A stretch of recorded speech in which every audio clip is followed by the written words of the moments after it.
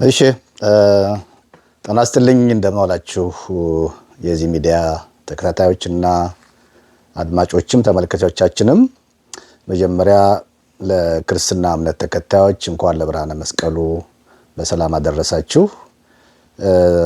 አጥናፉ ነኝ፣ ሻለቃ አጥናፉ።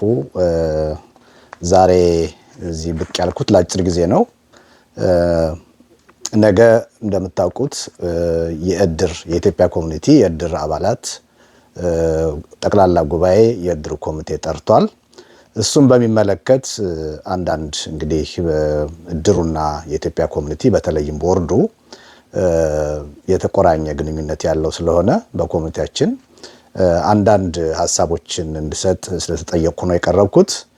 እሱም በሚመለከት ትንሽ ማብራሪያ ለመስጠት ነው ባጭሩ።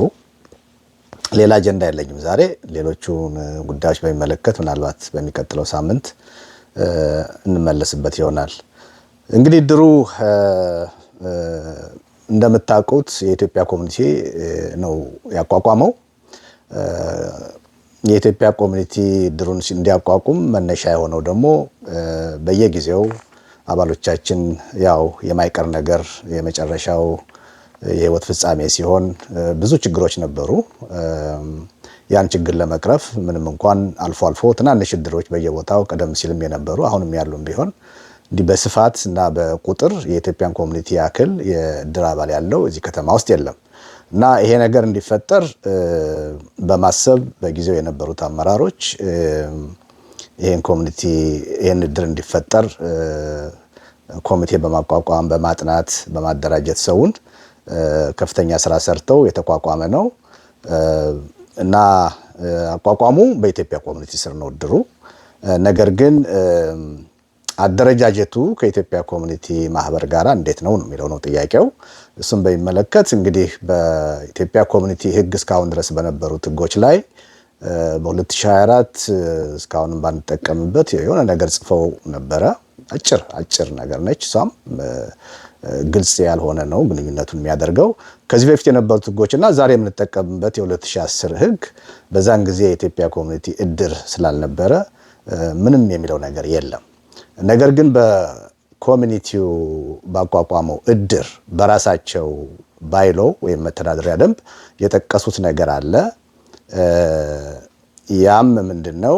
የኢትዮጵያ ኮሚኒቲ እድር ተብሎ የተቋቋመው በአንድ ኢአይኤን ናምበር ነው። ሁለቱም የሚጠቀሙት በአይአርኤስ ኮድ 501c3 ነው።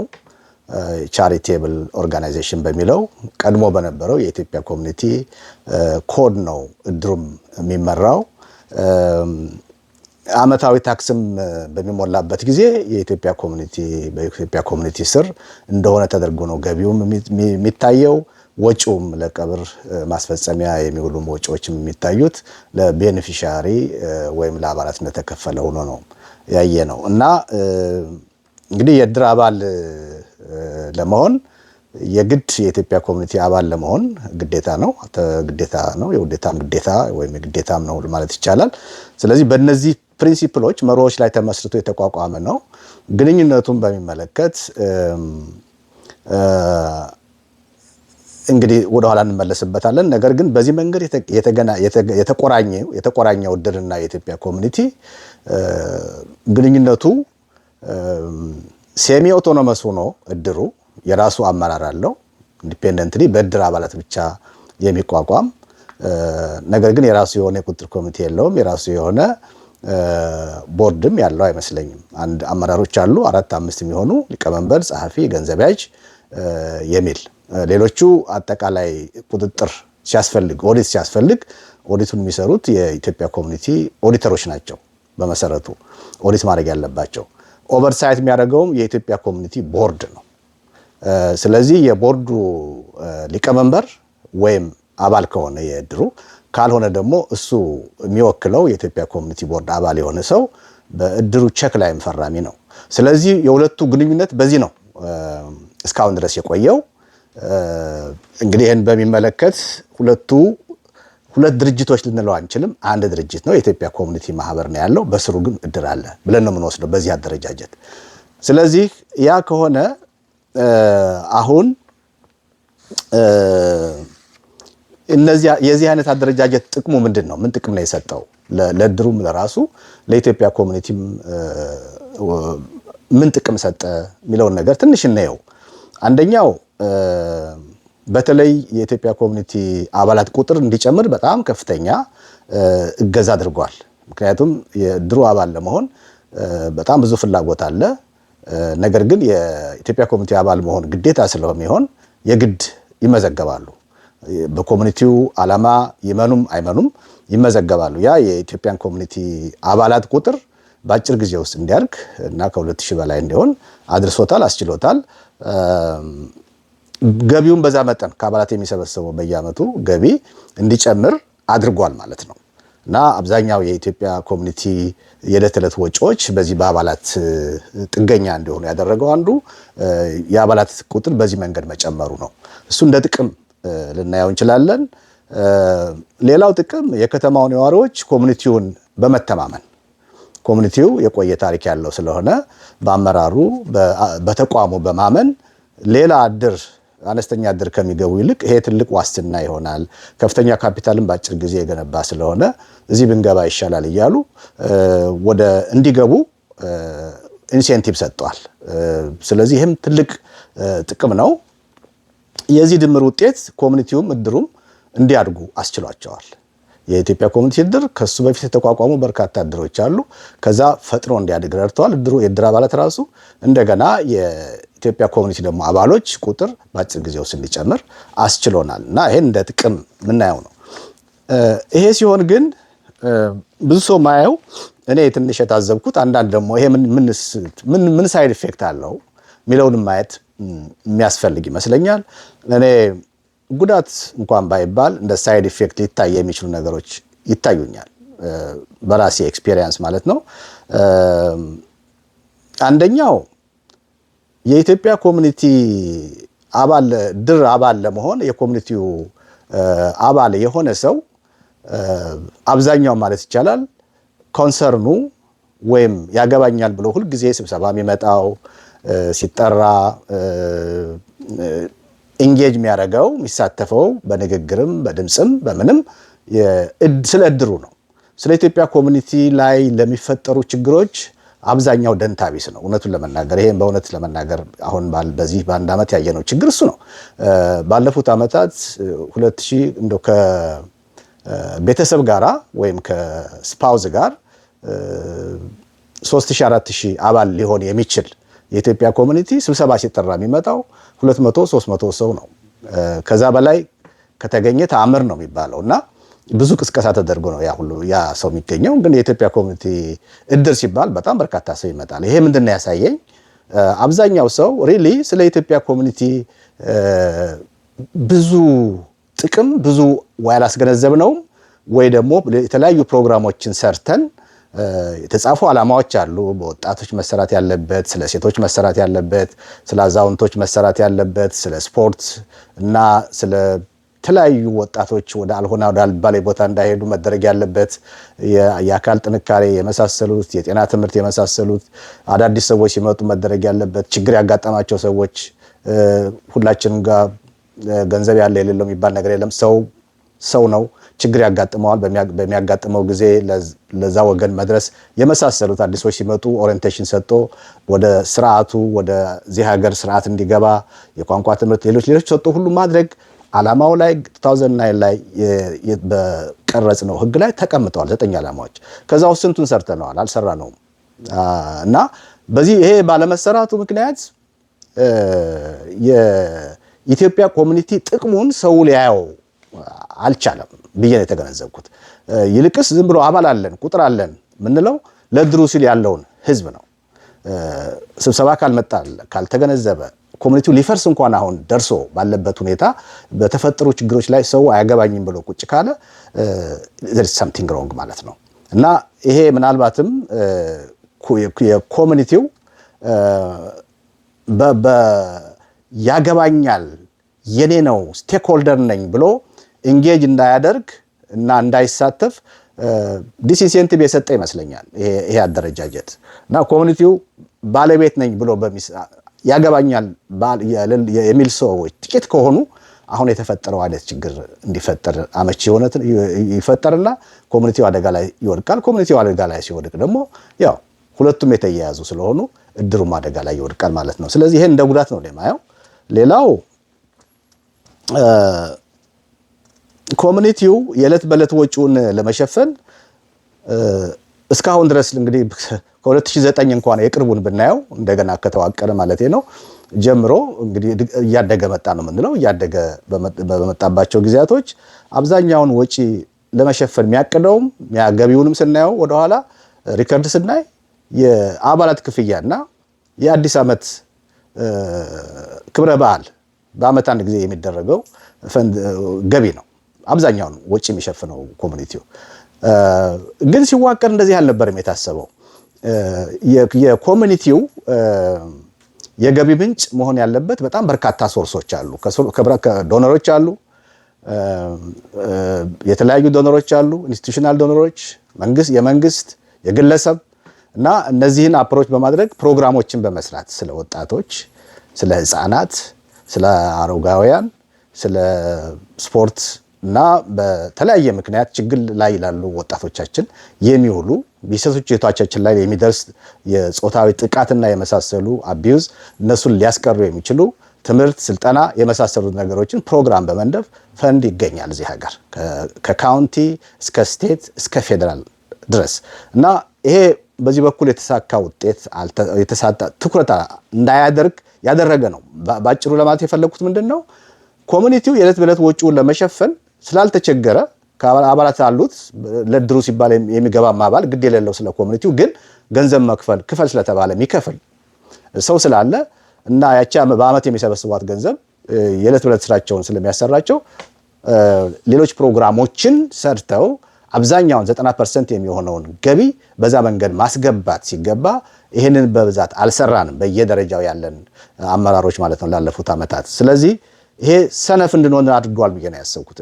ሰነፎች እንድንሆን ረድቷል እና ኮሚኒቲው በራሱ ሜሪት ከድሩ አንዱ ጥቅም እንዳለ ሆኖ በራሱ በሚሰጠው አገልግሎት ህዝቡን መሳብ ይችል ነበር። ከድሩ በላይ በጣም በርካታ የህዝቡ በጣም ብዙ ፍላጎቶች አሉ እዚህ በኮሚኒቲያችን ውስጥ የትም ቦታ እና ለነሱ አገልግሎቶችን በማስፋት ኮሚኒቲ ብሎ እንዲያስብ ብናደርግ ኖሮ ዛሬ ችግር ውስጥ እንገባ ስብሰባ ስንጠራው ያ ህዝብ ተንጋግቶ ይመጣና ኮሚኒቲን አትንኩት አታፈርሱት ይለን ነበር።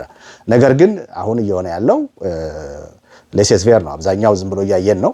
የተወሰነ ሰው ብቻ እቺ ኮንሰርንድ የሆኑት 200 300 ሰዎች ስንጠራቸው ይመጣሉ፣ እንችሉትን ድጋፍ ያደርጋሉ።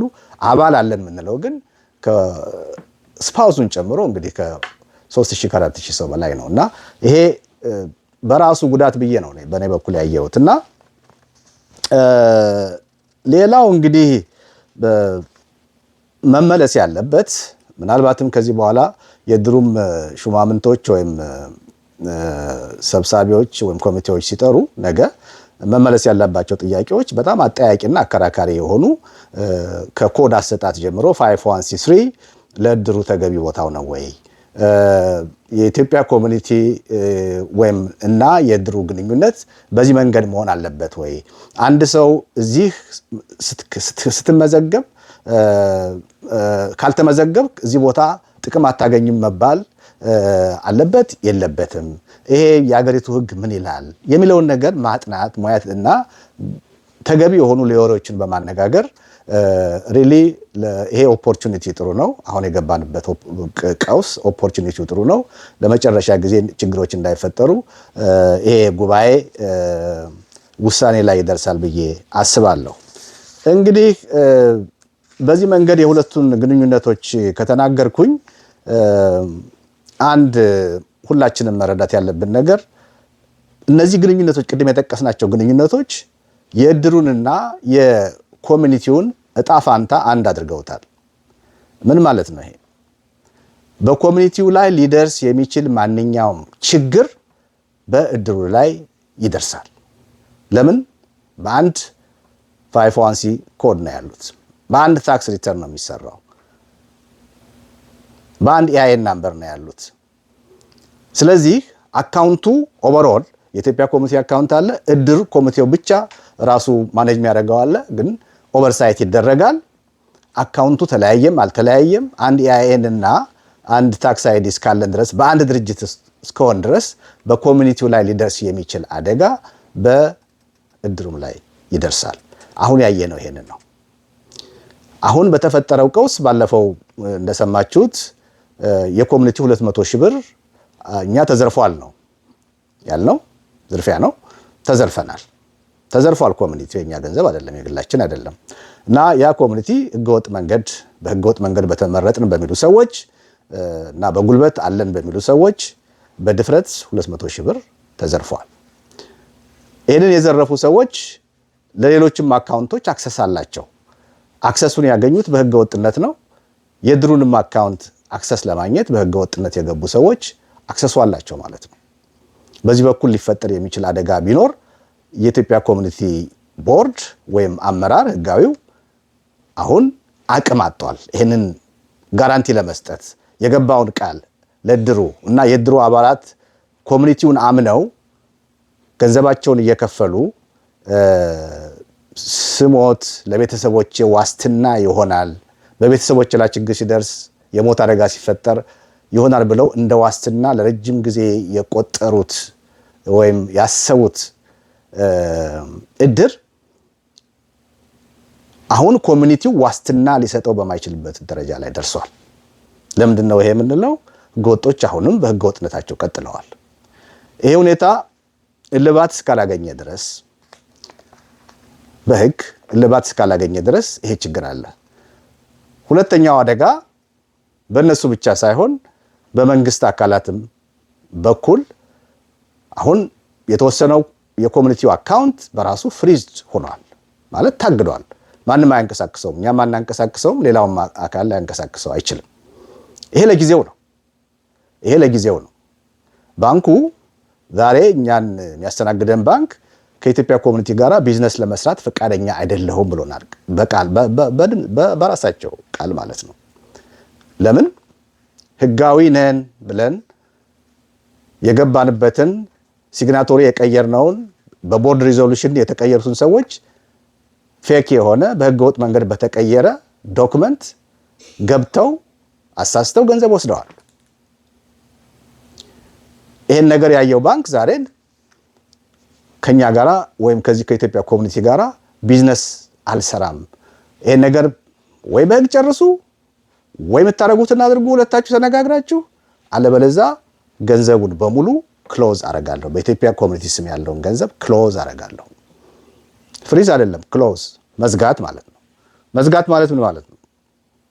ሲዘጉት በኢትዮጵያ ኮሚኒቲ ስም የድሩን ጨምሮ ያለ ማንኛውም አካውንት ያለ ገንዘብ በኢትዮጵያ ኮሚኒቲ አድራሻ በቼክ ይጻፍና ከዛሬ ጀምሮ ከእናንተ ጋር አንሰራም ብለው ገንዘባችንን በቼክ ይልካሉ ማለት ነው። ለማን አይዶን ነው፣ ለማን እንደሚላክ አላውቅም። በዚህ ሰዓት በስም አይደለም የሚልኩት፣ በኢትዮጵያ ኮሚኒቲ ስም።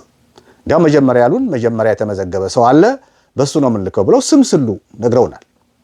ለሱ ነው የምንሰጠው እስከሚል እሱ ነው ኦነሩ እስኪባል ድረስ የነገሩን የባንክ ማኔጀሮች አሉ። አሁን ደግሞ የሚሉ ለኢትዮጵያ ኮሚኒቲ አሶሲዬሽን እንልካለን የሚል ነው። ስለዚህ እነዚህ አደጋዎች ሪል ናቸው። እነዚህ አደጋዎች ሪል አፍጠው በሚገኙበት በአሁኑ ወቅት የኢትዮጵያ ኮሚኒቲ እድር ገንዘብ ልክ እንደ ኢትዮጵያ ኮሚኒቲ ገንዘብ አደጋ ላይ ነው። አሁን የተወሰነ ጊዜ ሊጠብቁን ይችላሉ ክሎዝ ላለማድረግ። ለምን? በሆነ ነገር ሪዞሉሽን ይመጣል ብለው ስለሚያስቡ ነው። ያ ሪዞሉሽን መቼ እንደሚመጣ አናቅም። በማናቅበት ሁኔታ እኛ ጋራንቲ አንሰጥም። ለማን ነው? በዚህ ምክንያት የኛ ምክር እኔ እንደ ቦርድ ጸሐፊ ለእናንተ መነግራችሁ ይሄን አድርጉ ሳይሆን ተሰባስባችሁ መክራችሁ አደጋው ሪል መሆኑን አውቃችሁ ነገ ስብሰባ 2 PM ላይ መጣችሁ ከድር አመራሮች ጋር ተመካክራችሁ ይሄንን እድር ሴቭ የምታደርጉበትን መንገድ ወይም ከዚህ ችግር እንዲወጣ መፍትሄ ነው ብላችሁ የምታስቡትን ነገር ወስናችሁ ተግባራዊ እንድታደርጉ አደራ ለማለት ነው የመጣሁት። እኔ ይሄን አድርጉ አልላችሁም። የራሴ ሐሳብ ይኖረኛል። የራሴ ሐሳብ የራሴ ነው። በቦርድም ተነጋግረንበታል፣ በስብሰባ ከሌሎችም ስቴክሆልደርስ ጋር ተነጋግረንበታል። ሰብሰብ ብለን ስንነጋገር 10 ሰው ቢነጋገር 10 የተለያየ ወይም 2-3 የተለያየ የመፍትሄ ሐሳብ ስለሚኖረን እኛ ኤክስፐርቶች አይደለም። እኔ ሎየር አይደለሁም። እኔ ማቀውን አውቃለሁ፣ ሌላው የሚያውቀውን ሌላው ደግሞ የራሱ እውነት አለው ነው ነኝ የሚለው እውነት ይዞ ይቀርባል። ስለዚህ ሁሉም ይቀርባል ሐሳቦች፣ ነገ እንወያይበት። እኔ የድሩ አባል ነኝ። በቦርድ አባልነት አልተጋበዝኩም። ነገር ግን በድር አባልነቴ እገኛለሁ በቦታው። እንደ አንድ የድር አባል የምሰጠውን አስተያየት እሰጣለሁ ራሴን ወክዬ። ነገር ግን እያንዳንዱ የድር አባል ያገባኛል ብሎ መምጣት አለበት። ማምጣት ያለበት ነገር ችግሩ ሪል ነው። መፍትሄ ዛሬ ይፈልጋል። 1 ቀን 2 ቀን ባደርን ቁጥር የሚመጣውን ነገር እና አደጋ መተንበይ አንችልም። እኛ እንደ ቦርድ ዋስትና አንሰጥም ብለናል። ምክንያቱም ህገወጦች በተቆጣጠሩት በገቡበት አካውንት ውስጥ ዋስትና ልንሰጥ አንችልም። ዋስትና የምንሰጠው እኛ ምንም እንደማናረግ ብቻ ነው። ይህን ዋስትና እንሰጣለን። በእኛ በኩል ምንም የሆነ ነገር የለም። አሁንም አካውንት ውስጥ አለን እንጂ እኛ ብቻ አይደለንም ያለ ነው። ስለዚህ በእኛ በኩል ሊሆን የሚችል ሊታሰብ የሚችል የድሩን ገንዘብ የሚነካ ነገር አይፈጠርም። ነገር ግን በሌሎች ወይም በህግ በራሱ በህግ ይሄ ነገር ፍሪዝ ሊሆን ወይም በባላደራ ይሰጥ ወይ በምናምን የሚል ነገር ከመጣ ከሁላችንም ቁጥጥር ውጭ የሆነ ነገር ስለሚመጣ ነገ በድር አባሎች ላይ አደጋ አያደርሰውና ቢመጣ ገንዘብ ለማግኘት የምንቸገርበት ሁኔታ እንዳይፈጠር ጥንቃቄ መደረግ አለበት። አፋጣኝ እርምጃዎች መወሰድ አለባቸው። ስለዚህ እያንዳንዱ የድር አባል ነገ 2 PM ላይ በኢትዮጵያ ኮሚኒቲ አዳራሽ እንዲገኝ አደራ እላለሁ። በጣም አመሰግናለሁ ስላዳመጣችሁ። ታንኪዩ